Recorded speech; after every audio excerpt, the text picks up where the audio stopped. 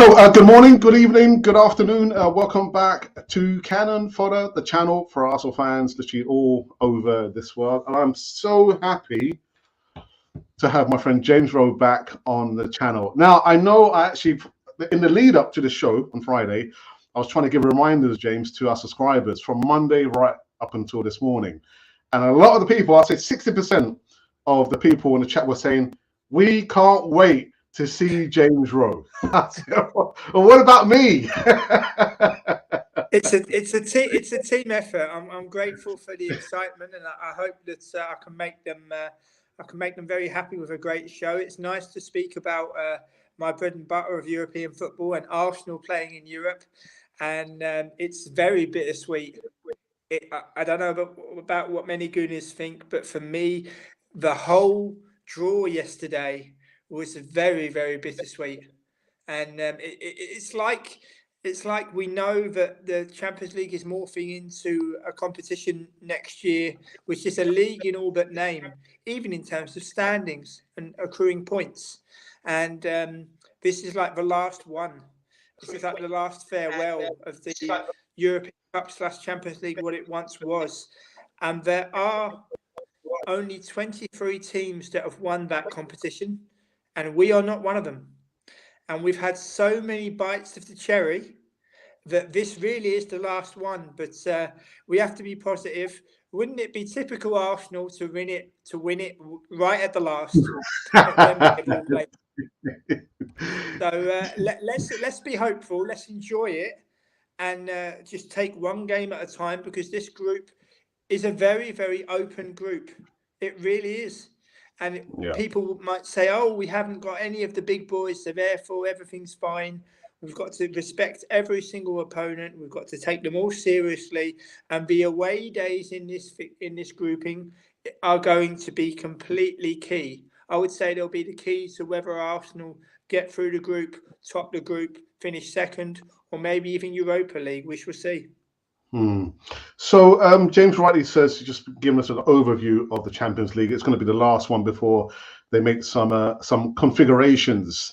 And James, it's funny you should say that, because I was thinking the same thing. It would be typical Arsenal to win the Champions League just as they're about to change the format. So James, can you talk me through it? Sorry, go on, James. You want to say something? It would be, but let's be positive. But also, I've seen so many changes in this competition. I remember my first ever Champions League game at Wembley against Dynamo Kiev. We drew 1-1. Bergkamp scored for us. Shevchenko scored for Dynamo Kiev under the guise of Lobanovsky, the fantastic manager. I remember Champions League nights at Highbury against, among others, Auxerre, PSV, Valencia, Dortmund, Ajax, Roma, Celta Vigo. So I've been extremely lucky. And then also the Champions League nights at Emirates, among others, seeing us play Monaco, AC Milan, Bayern Munich, Olympiacos. So I've been exceptionally lucky, and I'll be hoping to have one final flurry, hopefully getting a ticket for the home game against Lens. But I shall keep you posted. Yeah. So I know we've spoken before, James, about Arsenal have the potential of doing some really good stuff, but they need to take it serious. But looking at those other teams there, Sevilla, PSV, and Lens as well, no doubt we're probably in agreement that it's probably Sevilla who's going to probably pose more threat than any of the other teams there, or am I getting it wrong? No, I believe so, but I have looked at all squads, and Sevilla, yes, they've got great pedigree, having won the UEFA Cup / Europa League 7 times, and obviously holders of the current Europa League. And they've got some very good players. Lucas Ocampos, Jesus Navas, El Nasiri is a fantastic striker who knows where the goal is. The game in Spain is going to be a massive test. Fans may remember we faced them in the 2007-2008 edition of the Champions League, where we won at home and we lost away. And be very interesting to see what happens. But PSV as well, this is not the PSV of last season. They're much more mature, much more attacking minded. They've got a great manager in Peter Bos, and you could argue he's the best Dutch manager at the moment. People may say Arne Slot due to Feyenoord's great success, but if you look at the whole package, Peter Bosz. I remember when he was manager of Heracles Almelo, when he got them up into the Eredivisie, and they drew at home. They drew away to Ajax, and it kind of really made people sit up and take notice. And then Lens as well. They've got a great mix of good young French players, like Julien Le Cardinal, and also Jonathan Galandi, and the Polish midfielder Przemysław Frankowski is a very good player. So we're going to have to respect all opponents. You know, people may remember our first ever Champions League game in this guise was away to Lens back in 1998. We drew 1-1, and then we lost at home at Wembley to Lens, playing in an away kit, which was very, very strange. But I remember that group of Dynamo Kiev, Lens, and Panathinaikos, if memory serves. And unfortunately, we didn't get through. But it's the fact that we've had so many opportunities in this competition, and I just believe our attitude has been wrong. You know, where participation has been viewed more importantly than trying to win the thing. And as I say, there are only 23 teams that have ever won this competition since its inception in 1956. And, you know, you think of Stade Rennes, you think of Hibernian, Dundee, Roma. You know, this competition is filled with nearly men. You know, this competition is jam-packed with them through the years. Tottenham reaching a final, Hamburger, Heisval, reaching a final, and then going to win a final as well. So that just goes to show a club that's now in the second division in Germany. You know, Leeds United reaching a final in 1975. You know, losing to Bayern Munich, and if we can just win it properly before it gets changed, I think all will be forgiven. But we can live in hope, can't we? Oh, my goodness. But as I say, it's the hope that kills, James. It's the hope that kills. You know, our city rivals, Chelsea, have won this competition twice. And, you know, it wasn't until 2004, 2003, 2004 season, but they actually entered the Champions League, you know. And so we had a bit of a jump on them. And obviously Liverpool have won it 6 times. Manchester United have won it 3 times. Manchester City have won it. Aston Villa have won it. Red Star Belgrade have won it. You know, if you can go back into history with Ajax's famous 3 in a row, and then Bayern Munich's famous 3 in a row, and Real Madrid's 14 times, AC Milan 7 times, Bayern Munich 6 times. So, yeah, I'd love to put ourselves among that list. I'd love us to be the 24th team to win it. I really would. But I think it's more hope than anything. Yeah. Well, I know, James, like I said, we must try and remain positive. But I've got a little stat for you, James. And the stat says that in Europe, and this we're talking about Mikel Arteta, that is, in Europe, he has only been able to test himself in the Europa League, winning 15 games out of 22, including a run between the semi-finals, the 20-21, when they lost 2-1 in aggregate to who? Unai Emery's Villarreal team there. I'm not hopeful this time around, James. I'm not. I think he still doesn't have the experience, needs to take the team to another level. And we're going to be found wanting. I'm absolutely sure of that. I mean, I don't want to talk about the transfer dealings on this particular show there, but I can't see Mikel Arteta learning his lesson from even the Lisbon game there. I just can't see it, James. I'm sorry. He must. He must learn his lesson. As we've spoken in private messages as well. No trophy, no job. That's what it comes down to. You can smile like a Cheshire cat in every transfer window. You can dress it up. You can big it up. You can do whatever you like. But the fact remains he's got 4 chances to keep his job. Because if he does not win a trophy this season, that's got to be it. First and foremost, due to the level of investment. And first and foremost, he would have had 4 full seasons with his own players to implement his own style and win with his own players. And so that's what I think. I think it comes down to no trophy, no job. And I would also say that he must learn from his European experiences. I mean, for me, the league title was lost at the Sporting Lisbon home game, where a manager sends his players out on the pitch with final instructions. Even at amateur level, this happens. And then 8 minutes later, he's going bananas in his technical area. When I saw those pictures watching the game on TV, I thought to myself, that's it, it's gone. It's finished. Because you imagine being a player and being confronted with that, how difficult that must be. You know, you've got to believe in your players. You've got to give them an opportunity. You've got to let them find solutions themselves. So I really do hope that that Arteta has learned from his previous experiences. I was in Eindhoven last October when we underestimated PSV Eindhoven and lost 2-0. But as I say, this is an improved PSV. So I hope he's very much learned his lesson. And he must. He's got to. So I think we will finish second in this group. And I think we will go through to the last 16. Anything else of not getting through to the last 16 would be deemed as failure. And so you've got to be positive, but also realistic. And that's why I think that we will finish second in this group. I think behind potentially Sevilla, but we've got to respect every single opponent. James, there's just a comment come through on the Twitter, which is now called X.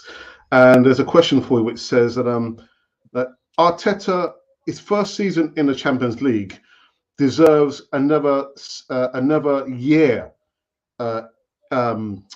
because it won't be fair to sack him after just one go in the Champions League this season. So, do you understand what they're trying to say? So it's unfair. Yes, I do. Yeah. I do.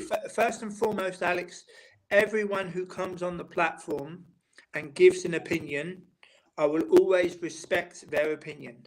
But what I would also say is that when someone has your experience, as you say, 22 games at Europa League level, that must count for something.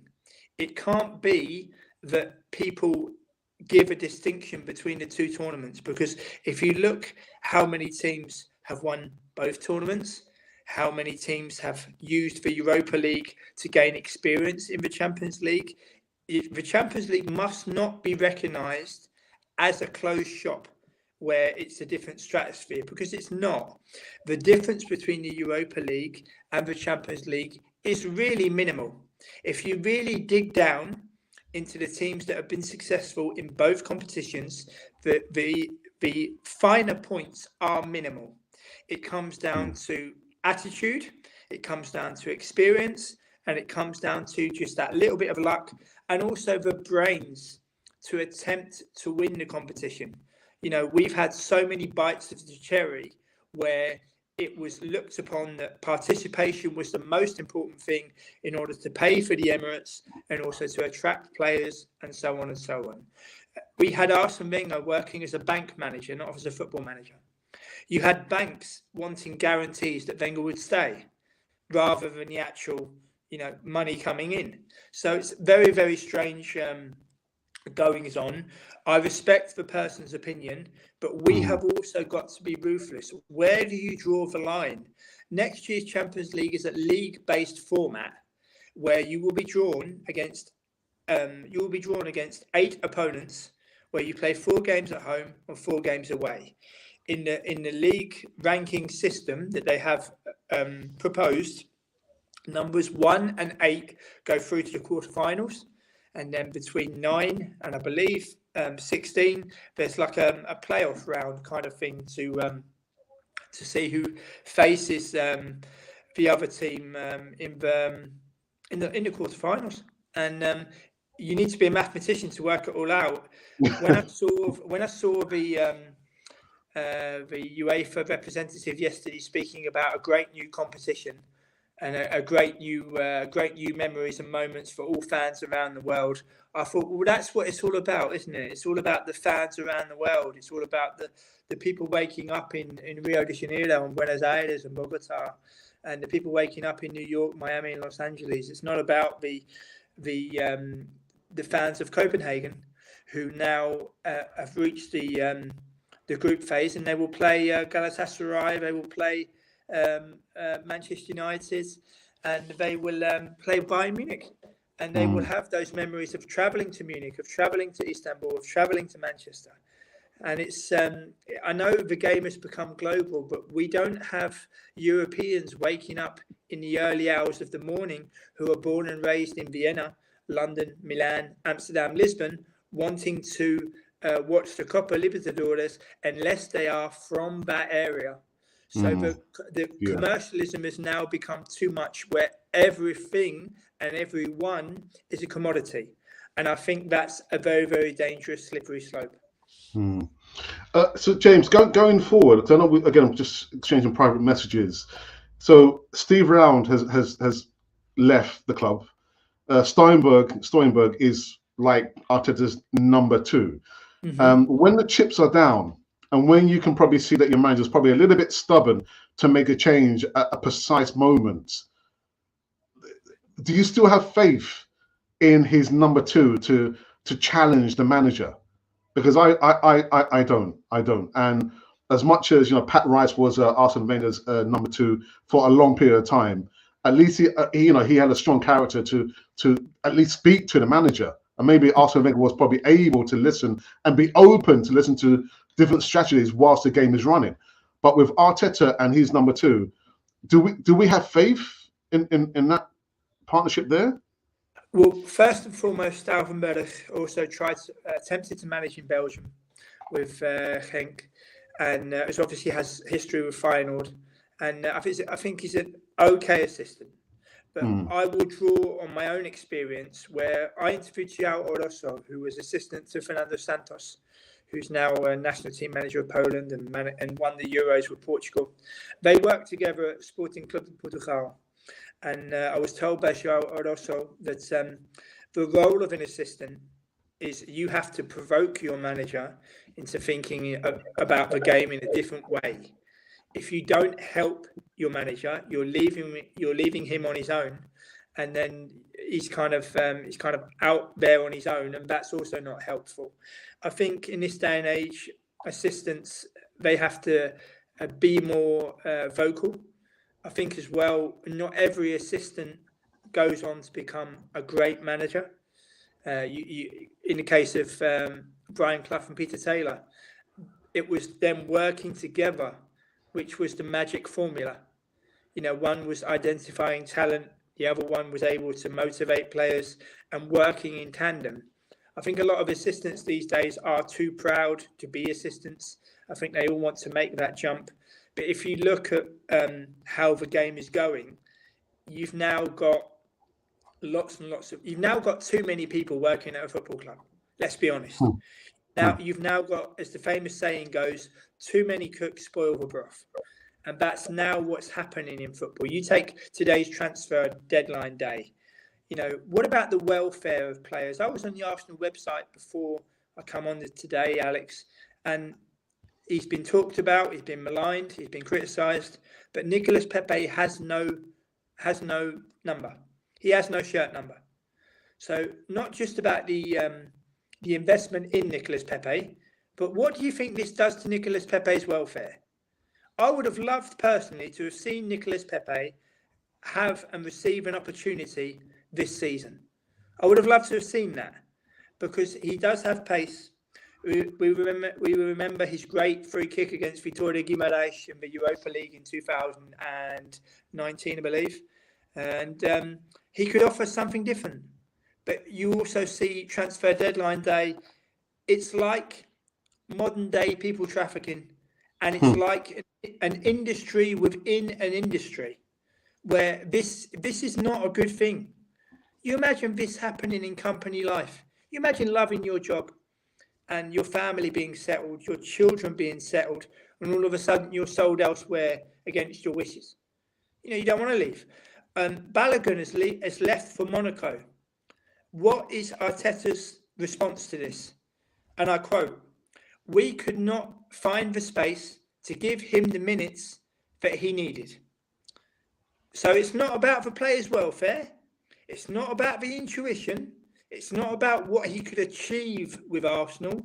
We could not find the space to give him the minutes. Do you really think that Brian Clough, Bill Shankly, Sir Alex Ferguson, Sir Bobby Robson, and Arsene Wenger would talk like that? Do you really think they would talk? No, because it's turning into a game of perpetuation. I've seen that Arsenal have put in a 17% sell-on clause for Balogun. Yeah. So it's as if it's already predetermined that he will be sold on. Maybe he wants to become a Monaco legend. Maybe he would love to become a Monaco legend and play so many games for the club. But it appears that it's already been predetermined with that kind of sell-on clause that he will eventually be sold on. But again, it might not be in the best wishes of the player. And I'll reiterate once again, you had the award ceremony at UEFA yesterday. It's a team game, first and foremost. Without the collective, the star players cannot shine. But again, now it's very much about perpetuation, about keeping the money rolling in. I see that Arsenal have launched a European training range. Is that completely necessary? So that's what's that? Another £80 for a shirt or a training top.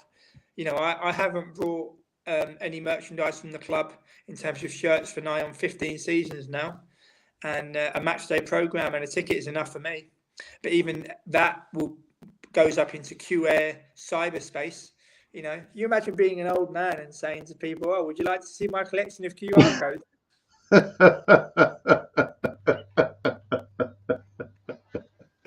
Oh, where are we going, James? Where are we heading to, James? I have my Arsenal program binder collection, which is like pride of place in my home. And I had a friend visit me a couple of days ago, and they said, "James, that must be worth thousands." I said, "Yeah, but it's not about money." I said, "It's about the sentiment."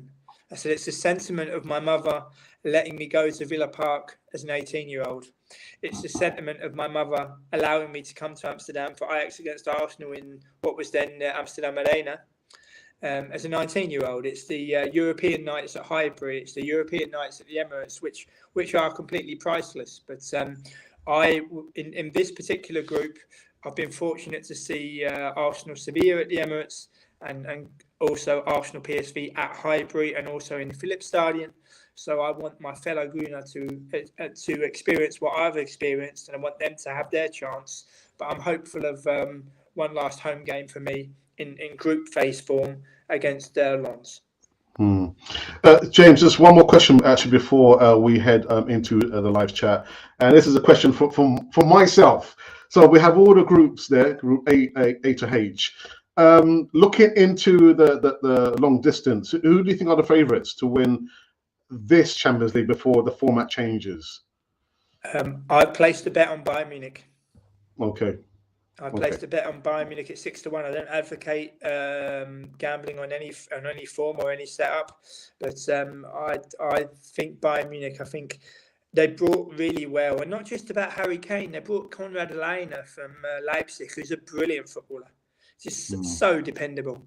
And when you've got a spine of Manuel Neuer, Matthijs de Ligt, Konrad Lainer, and Harry Kane, coupled with the creativity of Serge Gnabry and Leroy Sané, then and I heard recently that they're going to sign João Paulinho as well.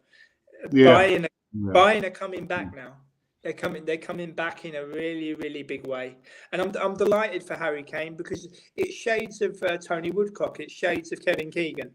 And I'm delighted for him and his family that they get to have that experience of living on and working abroad, in the case of Harry Kane. And I think it will be the making of him. I think he'll win lots of trophies and a fantastic experience. You imagine being a professional, because you can't plan a career, but you imagine being a professional footballer, having to be the record goal scorer of Tottenham Hotspur and to have played for Bayern Munich. I think that's a great career, and to have beaten the record set by the greatest English striker the country's ever produced in Jimmy Greaves, that tells you all you need to know, about breaking that club record. I mean, we are now in 2023. Jimmy Greaves has passed on, but the fact remains, I say this as an Arsenal fan, he really is the greatest striker the country's ever produced, and it will never be forgotten. It will never, because it's not just about stats, just the manifestation of what a striker should be, knowing where the goal is. It's just a fantastic attitude as well. You imagine being left out of the team, obviously due to injury, with not being able to play when England won the World Cup, and then to come back and become top scorer of English football the following season. I think that's a fantastic achievement. Fantastic achievement, and he will never be forgotten. Yeah, but I think from the term of living in a different country, seeing a different culture, hopefully learning a different language, because I know we've spoken many times about the advantage of learning a different language. I think that will hold Harry Kane in good stead, and his family having the experience as well. It's not only about football, not only about football. Absolutely, as I said, it's a great experience for them all, as I just touched on. And in terms of language, we did a podcast about that. One of the best. Harry Kane is an intelligent man. There's no doubt about that. But if I can pass on one piece of advice to Harry in regards to learning a different language, as someone who's lived and worked in the Netherlands for almost 17 and a half years now, it comes down to attitude and how much do you really want it. And I believe that Harry Kane will surprise, and I think he'll have great fun, and I think he'll be rewarded with a Champions League medal in London on the 1st of June 2024. Could you imagine that, James? His first season away from English football, and he wins the Champions League. I mean, yeah. I think it would be very, very special. But we got to remember what McManaman did at Real Madrid, which still isn't talked about enough. This is an immensely talented footballer, Steve McManaman. But Steve McManaman goes to Madrid, embraces it fully, speaks Spanish, wins 2 Champions Leagues and 2 La Ligas, and is just, he played some of his best football. The attitude of Steve McManaman at Real Madrid was nothing short of world class. And if Harry Kane can look to emulate that, then I think he'll be on to a right winner. Yeah. All right, that said, let's go into the live chat. I can see there's a few comments there. So Colin, a good afternoon to you, fella. He says, yes, James Rowe is on.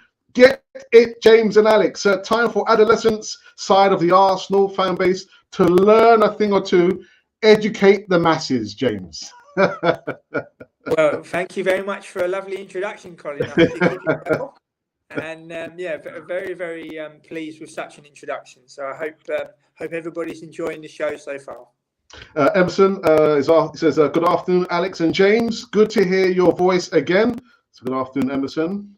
And here's one here from Colin again. I'm questioning us getting out of the group stage, to be honest. I hear some of our fans saying that we have an easy group.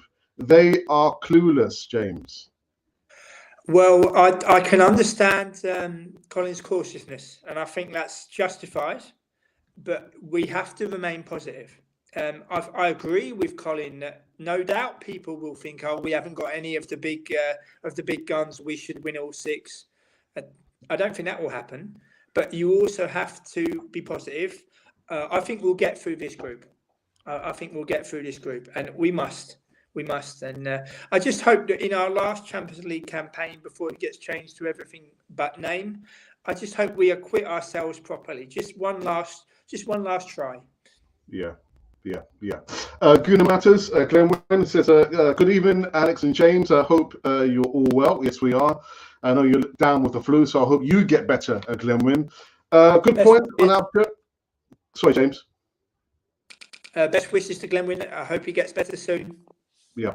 Emerson says, good points on our journey of the Champions League, journey from the time we have been in it, and your stats hit on the head, James. Oh, that's why we've got James here, isn't it?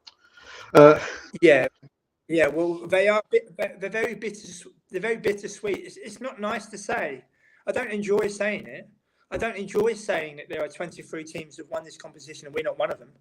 I don't enjoy saying that teams that have got a fourth or a fifth of the experience that we've had have actually won the thing. I don't enjoy that. But the difference is their attitude was completely different. We was in it for financial gain and participation. We wasn't in it with the attitude of winning it. And I maintain, if we'd have had a real winner in our ranks and so many bites of the cherry, we would have won it. But it just obviously wasn't meant to be. But James, we always talk about attitude. As whether you think that Arsenal win it for just financial gain, just sustaining our presence in the Champions League. What about the players? Didn't the players own it to themselves to try and go out and do the best that they could? Yes, but it starts at the top. I mean, I draw on my experience at home to Dynamo Kiev. I was at that game where we drew 1-1, and there was an elder gentleman sitting next to me. I was 15 years old, and he was saying, "Oh, this is brilliant. This is great." And I remember reading the programme and seeing, the who's who of European football in other groups, And I said to him in a polite way, I said, "You do realise we're in this competition to win it?" I said, "We're not just here to make up the numbers." And you rightly touch on the players, Alex, but it starts at the top and it filters down. It starts at the top and filters down. And I believe that it didn't start out with participation being the only prerequisite, but that's what it became. It became that, especially with the move to the Emirates. I mean, we started out playing Champions League football at Wembley, went to Highbury and reached the quarterfinals where we won the first leg 2-1 at home to Valencia with an absolute belter of a goal from Ray Parler. And then obviously losing the second leg in the Mestalla, and then Valencia going on to lose the final against Bayern Munich. That could have been oh so different. A fantastic chance in 2004 where we was knocked out by Chelsea, and then 2006 where still the most painful defeat we've ever suffered or ever likely to suffer. To be 13 minutes away from the Holy Grail. And I tell you what, Alex, how different would our football club be today if we'd have won that game? In so many different aspects, how different would our football club be today? I think it would be absolutely unrecognisable. So actually, just carrying on from that before I go back into live chat. So do you think if we had won the Champions League then, do you think Arsene Wenger would have stayed on a little bit longer and gone past the time? No? Okay. No, I think he would have taken stock, and you've reached the ultimate. He would have had 10 years at Arsenal. Yeah. And you go into a new stadium with somebody else at the helm with a European Cup. What an amazing farewell that would have been. I mean, the statue was just recently unveiled and of Arsene Wenger, and they noted down all his 10 trophies. And then on the website, they've got 20 years of Champions League participation. I would have left that out because we didn't win it. Yeah, I would have left it out. When I hopefully go to the Lens game, I sincerely hope that's not inscribed on the plinth. I sincerely hope it's not inscribed on the plinth. Otherwise, it takes the shine off. Wenger also reached the semi-finals of the Champions League with Monaco. So was unlucky to be beaten by an amazing, I think it was AC Milan team that beat them, I think. And so he does have previous. And reaching a Cup Winners' Cup final with Monaco and losing to Werder Bremen, so he does have previous. And I just think that the amount of participation, it just you just think to yourself, it becomes a little bit embarrassing after a while. Okay, we'll go back into the live chat, and Clement says, if Mikel Arteta reached the semi-final with a much weaker side, arguably, should he not do it again or even all the way to the final, as the two competitions are not that much different in stature? Well, going back to my previous point, Alex, as I say, I respect everybody's opinion. Do you remember when we reached the final and lost? Yeah. Mm-hmm. Right, okay. I, together with other Arsenal fans, was maybe a little bit guilty of thinking, oh, we'll win it next season. We'll win it. And do you remember we had a group of, I think, Hamburg, where Rosicky scored that amazing goal away from home, one of the best away Arsenal goals I've ever seen.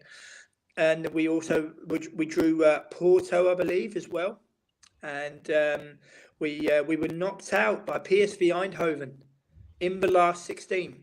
So we've lost the final, and everybody's ready to go. And we got so close, we're going to go and win it this season. We didn't. We got knocked the following season. We got knocked out at the last 16 stage with the same manager. So you reach a final. Your following season, first season at the Emirates, you get knocked out by PSV Eindhoven. And so I can understand Glenn Wynn's point, but we are not a charity. We're not a fashion club.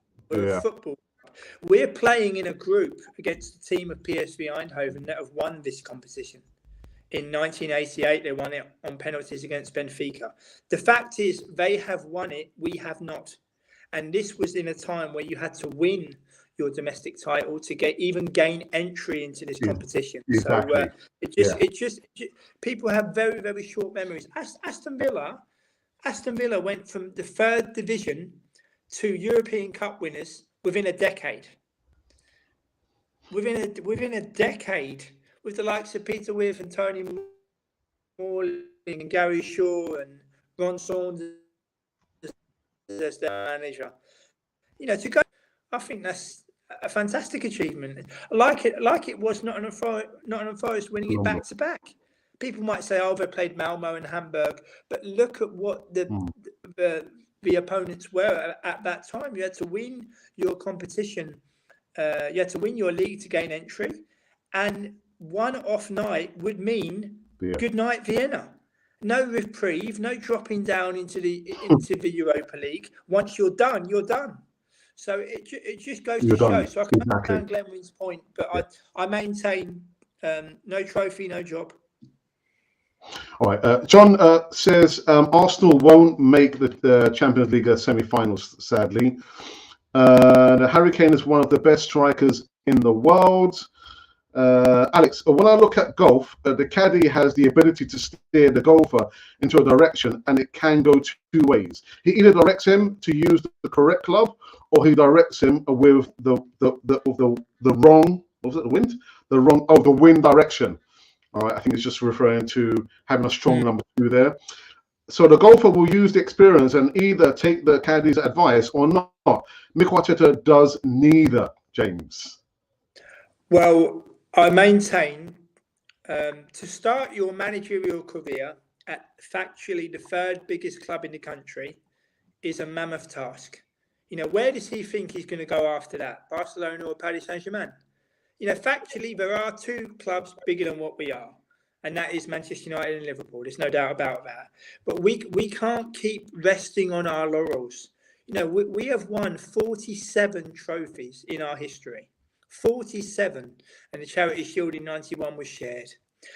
But we've got to keep trying to win trophies. If we don't win a trophy this year, it's 4 years without a trophy, like it was 9 years without a trophy with Arsene Wenger.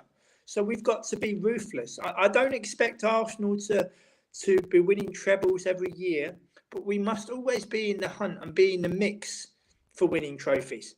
And we can't be seen to be having barren spells like the one of 9 years, like maybe 4 years this season. So that's why I apply the pressure and I say no trophy, no job. But that also goes for Edu as well, because they appear, in my opinion, to be thick as thieves.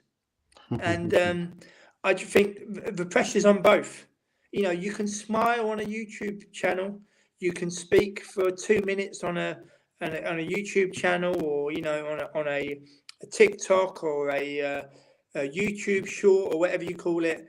But is it just image? Oh, he gave us 2 minutes on the channel, so he's a legend, is he? What? Because he gave you 2 minutes on your channel?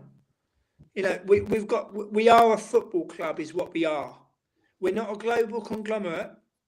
We're not Arsenal New York or Arsenal LA. We are Arsenal Football Club. And we've got to remember that, and that's why it's so important to win a trophy this year. League Cup, FA Cup, Premier League, Champions League. One of the 4, Arteta can keep his job, in my humble opinion. None of the 4, there's the exit door. Yeah. Okay. Colin says he's new and stubborn, Glenwyn. This is not the recipe of a great manager. Good thing there is plenty of the Kool-Aid, though. The Kool-Aid. I never drunk that. Okay. No, he makes a really good point, Glenwyn, there, Alex, because, again, it's experience. To start your managerial career at the third biggest club in the country, where do you think you're going to go from now? Where do you think you're going to go? I think he thinks he's going to go to Paris Saint-Germain or Barcelona. But you can't plan a career. You can have dreams and ambitions, but you can't plan a career. You look at Nuno Tavares. Nuno Tavares went on loan to Marseille, and now he's being loaned out to Forest. Do you really think he signed up for that when he signed for Arsenal? I don't think so. But he's being pushed from pillar to post. And when you've got a manager saying, we couldn't find the space, well, then don't sign him. Do him a favour and do not sign him. And be ruthless in your decision-making. I maintain Benjamin Borussia from Rennes, Alfonso Pedraza, Villarreal, Youssef Sabali, Real Betis. None of them have been picked up this summer. But all three of them would improve any football club. And I'm looking forward to this season finding out who's going to be my new find. That award went to Ricardo Esgaio at Sporting Lisbon, Sporting Club de Portugal last season. I wonder who'll get the James Rowe Find of the Year 2023-2024. I shall let you know.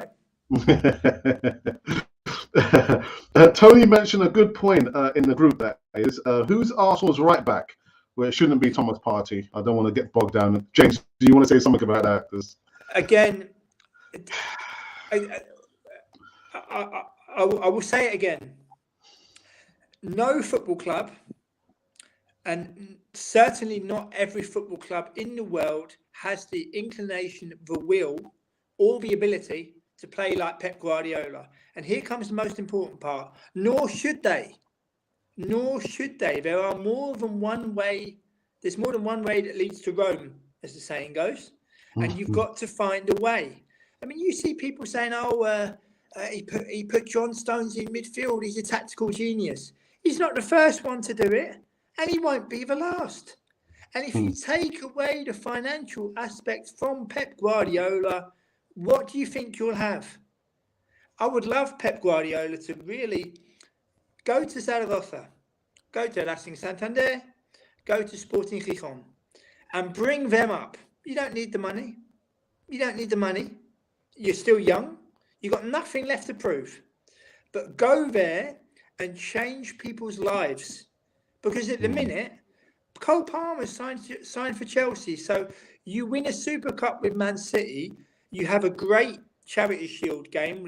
They were unlucky to lose. And his reward is, we're going to sell you to Chelsea. I see a lot of reporters saying, Man City's, they're really gaining the fruits of their academy. Yes, because they invest the most heavily in it. Normal clubs invest maybe 2.5 million in their academy. Manchester City invest 7. So that's all you need to know. That's almost 3 times as much, more than 3 times as much in some cases. And it's amazing. As I get older, I realise that more and more football fans and reporters and writers appear to have very, very short memories. Drawing on my own experience with players and managers at all different levels, Alex, it's not about me. I've got a face for I've got a face for radio. It's about the message. It's not about the image. I don't have Twitter. I don't have TikTok. I have LinkedIn, but even that's becoming like Twitter Mark II. And I just think to myself, football is becoming more and more about image when people are forgetting what the elements of the game are. I refer to a great quote from Mickey Hazard, who I interviewed, a former Chelsea and Tottenham player, who said to me, James, the game hasn't changed. The pitch size is still the same. The goal sizes are still the same. They might have different boots and that kind of thing, but the game hasn't changed in that respect. And I just think that we're losing sight of it. We're just losing sight of it. All the money, almost I think just over £6 billion has been spent by English clubs in this transfer window. 6 billion. You've got people using food banks. You've got people struggling. So what message does it send? And also the welfare of the players that have since become marginalised because of that. What happens to these players? Do people even know what happens to these players? Are they just put on the scrap heap and never to be thought of again? But the great equaliser in football is that you can spend 6.1 billion, but there will, and still, and most importantly, there will still be 3 football clubs that get relegated. And thank goodness for that, because you can't buy your way out of this. There will always be 3 clubs that get relegated. Get relegated. Well said, James. Well said. And actually, we were talking about players like Nuno Tavares didn't sign up to be loaned out for how many times. And mine went back to Marquinhos. Marquinhos went back to Norwich, and he's at Nantes now. Yep. I'm sure he didn't sign up for that, did he? Loaned out twice. He didn't, but you have to remember one thing. Brazilian players coming from poorer backgrounds with less social mobility, they become the breadwinner at an exceptionally young age, which was also a little bit unfair. It's like the golden ticket to go from Flamengo to Arsenal. Wow. And you've got Moises Caicedo openly stating that he is the supporter of a big family. So he wants that transfer primarily for financial reasons. He's not worth £115 million. But there again is the character. Do you want to sign a character, a player who is led by finance? I wouldn't. I'd be like, nah, you're right. We'll look for somebody else. And it's as if now they're not buying to improve their squads and their teams. They're buying to stop others buying. And they're buying because otherwise they'll be heavily criticised by fans. Fans should also realise, Alex, that if you're buying diligently, that will also make a fan base happy if you are buying diligently. But now people are just led by the price tag. Oh, he's worth £50 million. He must be rubbish. Oh, he's worth 150 million. As I say, one of the things I love to be surprised. I know a lot about football, but there's always something that you don't know. And I'm looking forward to seeing this year who catches my eye, because I don't look at your price tag. I haven't looked at the price tag of Benjamin Bordicchio. I haven't looked at the price tag of Alfonso Pedraza. I haven't looked at the price tag of Youssef Sabali. But I know with my own eye that they are excellent footballers. And because your eyes don't lie to you when you're a football fan. And as I say, I just think it's just gone too far. And be interesting to see what happens in the future. Yeah. All right. Let's run through these last comments in the live chat there. And quite rightly, God bless Angelo Reyes. He would have been 40 today. May his soul rest in peace. Goodness. Yeah. We've got someone called Stephen that says, back to fight or add numbers. I'm not sure what you mean by that, Stephen. Back to fight? Possibly wanting Arsenal to sign quality and not just numbers, and I just maybe touching on the fact of looking at player characteristics. Right. I'm going to give an example here. Alan Smith, one of the greatest strikers we've ever had, was at Leicester, and could have signed for Chelsea, could have signed for Manchester United, but chose Arsenal. And he told me when I interviewed him, James, at the back end of my time at Leicester, there were rumours that Valencia were interested in me, and I really wanted to go. He said, I looked at Gary Lineker, and I thought, I would like some of that. He also studied languages at the University of Birmingham. He could have gone to Chelsea, he could have gone to Manchester United, but he looked at Arsenal, he looked at George Graham, and he thought to himself, they're going places, and I want to be part of that. And he ends up scoring two of the most important goals in the history of the football club, including the winning goal of our last European trophy in 1994. So you imagine this day and age, Alan Smith signing for Arsenal. Oh, we signed him from Leicester. There's a striker playing for Leicester. We've got I think five and a bit hours. There's a striker playing for Leicester of international standard, who Arsenal didn't work hard enough to sign back in 2016, and his name is Jamie Vardy. Jamie Vardy and Mark Albrighton are far too good to sit on the bench at a Championship club. There's too much talent that they've got in. They've got too much talent between the both of them to be sitting on a bench. If you want to write a chapter in Europe and you want to win something, go for Jamie Vardy in the next 5 hours, because I think that could make a massive difference. Well said, James. Well said. Just a couple more here. I've got Emerson says that Fulham player, João Palhinha, you're talking about, who wanted to play for Bayern Munich, is off due to the German transfer window closes at 5 p.m. Right. So that's a great point. But again, how will João Palhinha cope with this?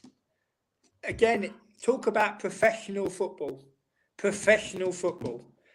I think João Palhinha now, I think you won't see a single difference. I think he's got great character, and I think he will have a great season for Fulham.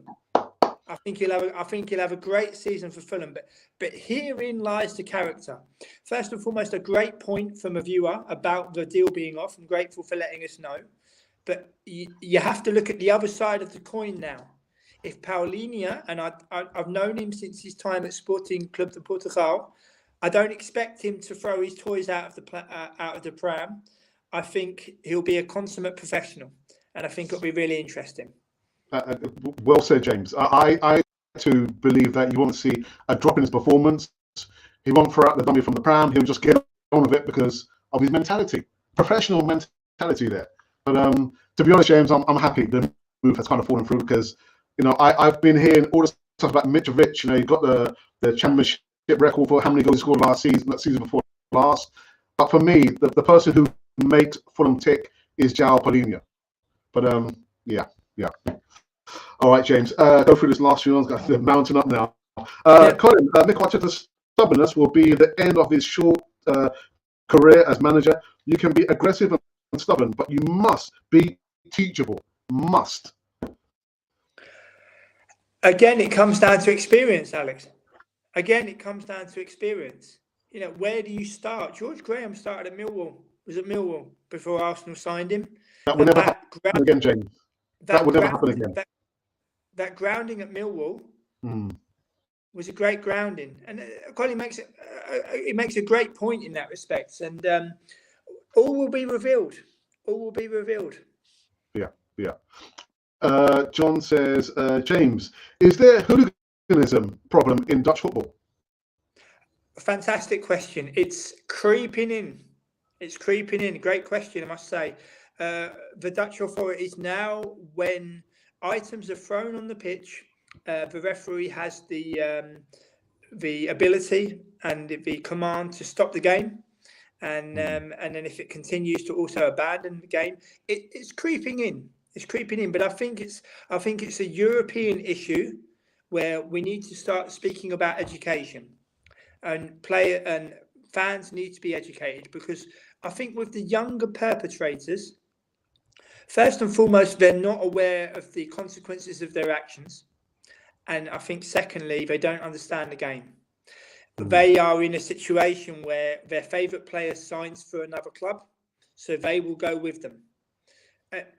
In previous generations, that never happened. You are a fan for life. You can change your job, you can change your partner, you can change your socks, but you can't change your football club. That's it, James. All right. And this is going to be the last comment in the live chat.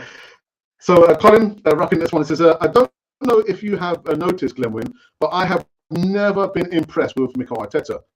Matter of fact, I'm still wishing, no, where it's from going with this. I'm still wishing Unai Emery was our boss, backed as this duck has been. James, do you want to comment on that, James? Well, first and foremost, I'll say one thing. Unai Emery is proving his worth at Aston Villa. I'm going to back them to win the Conference League, but I'll leave everyone today with a message for the Champions League campaign. Let's all come together. Let everybody come together and let's enjoy the campaign. Let's enjoy the games and let's support the club to the hilt. because we've got one last chance to win this competition, to go down in history. We've got one last chance. So let everybody come together, put your differences aside, and get behind the cannon on your crest. And with your fellow fan, whether they be young, old, doesn't matter. Doesn't matter if where they're from. So, stick with them, enjoy the games, and let's just have one last attempt at trying to win this thing. Let's have one last go of becoming the 24th team to win the Champions League, European Cup.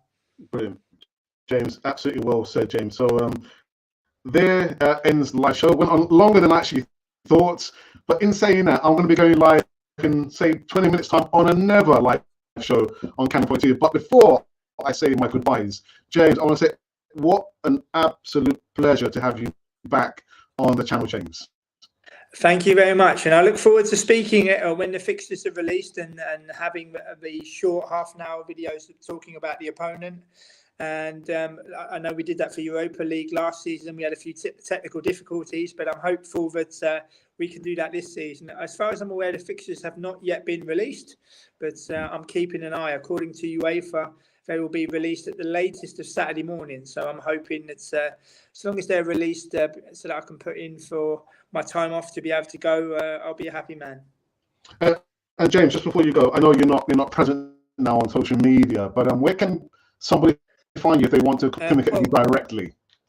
I'm on LinkedIn, and you can also see, if you type in James Rowe Amsterdam or James Rowe Football in Amsterdam, you'll find my LinkedIn page. You can also read my previous interviews on the likes of The Secret Footballer, the likes of Football Aranya, the likes of The Secret Footballer. So there's lots of interviews to choose from, but obviously now being very much image based, I still don't have a publisher, but I'm fine with that. I look back with pride on 409 interviews in the last seven seasons with the likes of Viv Anderson, Graham Potter, Danny Cowley, Alan Smith, Kevin Campbell, Simon Barker. So I've been a very lucky man in that respect. So it's about being open for what the future's to hold, and we shall see. Brilliant. So that is it. James will be back on very, very soon on Canon 42. But for myself, it's not goodbye, it's see you later. So see me in the next 20 minutes back on another live show. So from James Rowe, myself, this has been Canon Fodder, the channel for Arsenal fans all over this world.